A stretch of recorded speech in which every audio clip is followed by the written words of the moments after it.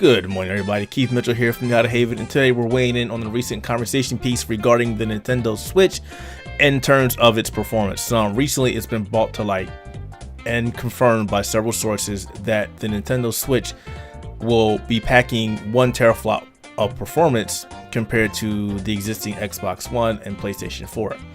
Now, before you hit the stop button and claim that the Switch is not competing against the Xbox One and the PlayStation 4, I completely 100% agree with you. This is not what I'm here to talk about. My fear is that while the Switch has everybody looking at it, it has all eyes on it, and everybody is generally excited about the system, we could possibly see another issue or another similar position as the Nintendo Wii and Wii U were in regards to third-party support. We all know that Wii didn't have the best third-party support, and then when the Wii U came out, we expected that it would possibly get more third-party support, and then it started trailing off to the point where we didn't get really much third-party support for the Wii U whatsoever. Now, when the Switch was announced, we saw all these companies being on board saying, yeah, we're making games for the Switch, we're stopping development for Wii U and going to the Switch, which is fantastic. That shows that companies are looking at the Switch. However, these companies are also the same people that are working on third-party titles for the Xbox One, the PlayStation 4, and even the PC. And you're looking at an Xbox One S, which is the recently revised version of the Xbox One, the PlayStation 4, which isn't no slouch in its own, and then the PlayStation 4 Pro. So when you line these systems up, obviously the Nintendo Switch will come at the very end of the spectrum.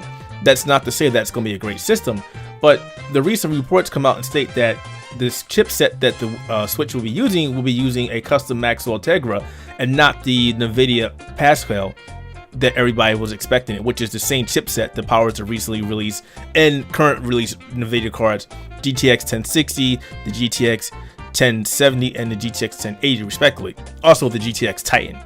So we know that it's using Nvidia's last generation of chipset, which in itself isn't bad. I believe that the Nvidia Shield actually uses this as well, and for the most part the Shield has a pretty decent representation of power in regards of what the actual Shield is. Obviously it's a short-term solution for gaming, but it's being meant for people that are on the go or people that aren't invested in an Xbox One or PlayStation 4.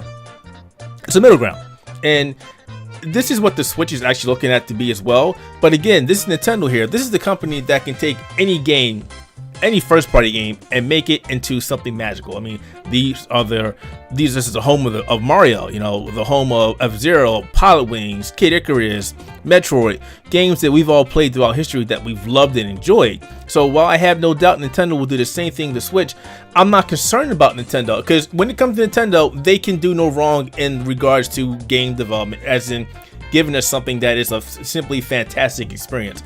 I'm more concerned on the fact that third-party support may trail off and we're stuck with another Wii and a Wii U situation, which I don't want to see.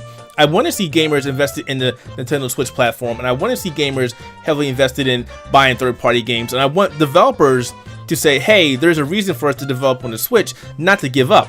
I mean, we kind of know that the Unreal Engine will be supported, Unreal Engine 4, will be supported on the Switch, but that was also stated back on the Wii U when Unreal Engine 3, I believe, was going to be supported on the Nintendo Wii U, and later on it's like, yeah, we can't finish development on these games, the system's not powerful enough, it's not powerful enough, it's not powerful enough, and that's something that we kept hearing back and forth regarding the Nintendo Wii U, and I don't want to see that happen to the Nintendo Switch.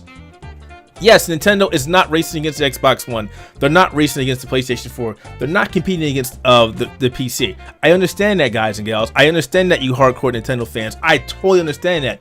That's not my issue. That's not my concern.